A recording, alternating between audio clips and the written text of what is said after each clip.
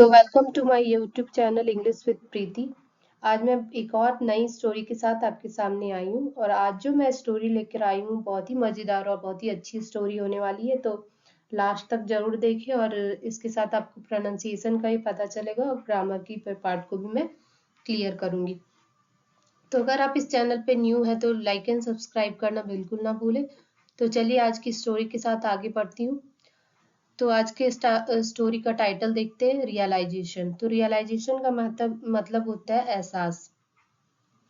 King Pratap Singh was fond of flower vases. तो king जो राजा प्रताप सिंह थे वो किस चीज के शौकीन थे? फ्लावर वेसेस के। तो फ्लावर वेसेस का मतलब होता है फूलदानों और फॉन्ड का मतलब है शौकीन। और ये जो सेंटेंस है सिंपल पास्ट में। He liked collecting antique and exclusive vases in his court. और उनको कैसा फूलदान पसंद था? विशिष्ट एंटिक मीन्स प्राचीन और एक्सक्लूसिव का मतलब होता है विशिष्ट। एंटिक और एक्सक्लूसिव वैसेस उनको अपने कोर्ट में पसंद थे जिसे वो इकट्ठा करके रखते थे।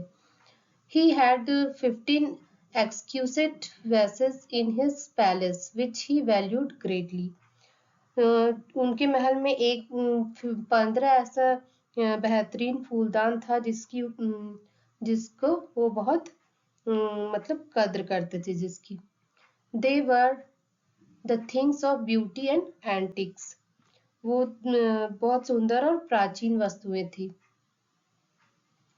He had appointed a young man to take special care of the vases. और वो एक युवक नियुक्त किए थे। उन्होंने फूलदानों की विशेष देखभाल के लिए एक युवक नियुक्त किया। Any carelessness would be punished, the king had warned. तो राजा ने क्या चेतावनी दी थी कि अगर कोई लापरवाही बरती गई तो सजा दी जाएगी। One day the young man was dusting the vases. तो एक दिन युवक फूलदानों की धूल झाड़ रहा था। A vase slipped off his hand and crushed into pieces.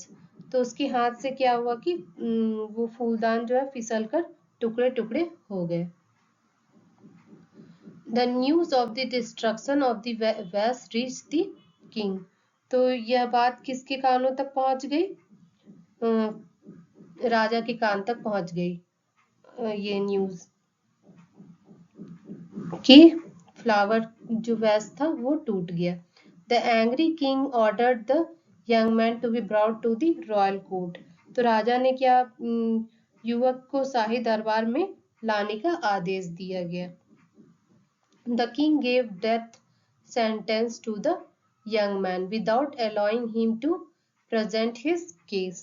तो राजा ने युवक को अपने पक्ष रखने की अनुमति दिए बिना ही मृत्युदंड दे दिया।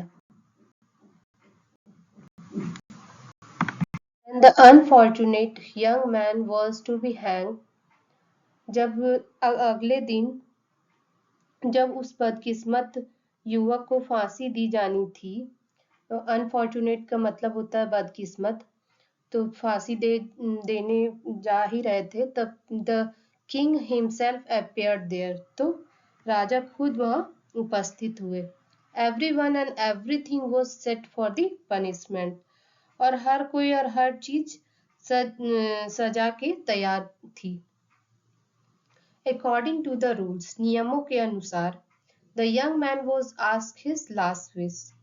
तो युवक से उसकी आखिरी इच्छा पूछी गई। The young man said, I don't have any wish. तो युवक ने क्या कहा कि मेरी कोई इच्छा नहीं है। But if it is possible, लेकिन अगर यह संभव हो, I would like to see those vases. तो मैं उन फूलदानों को देखना चाहूंगा। Those vases I use to take care of, जिनकी मैं देखभाल करता था। The king sent some soldier. तो राजा ने कुछ सैनिकों को भेजा टू फैच द वैसेस, फूलदान लाने के लिए। फैच मीन्स लाना। When the vases arrived, the king said, जब फूलदान आए तो राजा ने कहा, लुक एट देम, देखो उन्हें देखो। It is the last time, यह आखिरी बार है। You will be looking at anything, जब तुम किसी चीज को देखोगे। The young man stared at the vessels for some time, युवक ने कुछ देर तक फूलदानों को देखता रहा। Then suddenly he snatched a stick from a guard's hand. तो उस लड़के ने क्या किया कि गार्ड के हाथ से एक जो लकड़ी थी, छड़ी थी, उसे छीन लिया। स्नैच्ड का मतलब होता है छीनना, तो छीन ली। And in one swift action broke all the 14 vases, और उसने एक झटके में क्या किया, सभी 14 फूलदानों को तोड़ दिया। The king flu in rag and screamed, और राजा को बहुत गुस्सा आ गया, भड़क गया और चिल्लाया। स्क्रीम का मतलब होता है चिल्लाना। What have you done, you devil? तो उसने क्या, राजा ने क्या किया, तुमने क्या किया है शैतान। डेविल का मतलब होता है शैतान। The young man calmly replied, तो उस युवक ने बहुत ही शांति से कहा, उत्तर दिया, I did what I should have done to save 14 lives. तो इस सेंटेंस का मतलब है कि उसने क्या कहा, उस लड़के ने बहुत शांति से कि जो मुझे करना था मैंने वही किया है 14 जिंदगी को बचाने के लिए। हाउ, कैसे? The king uttered after he was a bit cool down, राजा ने थोड़ा शांत होने के बाद कहा, द वन वैस I broke got me death sentence, मैंने एक जो फूलदान तोड़ा उसके लिए मुझे मृत्यु दंड मिला। The remaining 14 would be broken some day और द अदर, मतलब कि उस बाकी 14 किसी न किसी दिन टूट जाएंगे। Sending another 14 unfortunate young man to death, और जिससे 14 और बदकिस्मत युवक मृत्यु दंड पाए जाएंगे। Now none will die except me, अब मेरे अलावा कोई नहीं मरेगा। द किंग वॉज वाइस, राजा जो था समझदार था। The young man's act had forced him to rethink, तो इस युवक के इस कार्य को देखकर उसने पुनः विचार किया, राजा पुनः विचार करने के लिए मजबूर कर दिया था। He pardoned that young man and gave him an important position in his court. तो इस तरीके से युवक को क्षमा कर दिया गया। पार्डन का मतलब होता है क्षमा करना, क्षमा कर दिया गया और उसे अपने दरबार में बहुत ही महत्वपूर्ण मतलब एक महत्वपूर्ण पद दिया गया। The king also realized that the life of a person is more important than materialistic things. मतलब राजा को भी यह एहसास हो गया कि एक व्यक्ति का जीवन भौतिक चीजों से अधिक महत्वपूर्ण है। मैटेरियलिस्टिक का मतलब होता है भौतिक। तो चलिए आज का मोरल देखते हैं, द जिस्ट।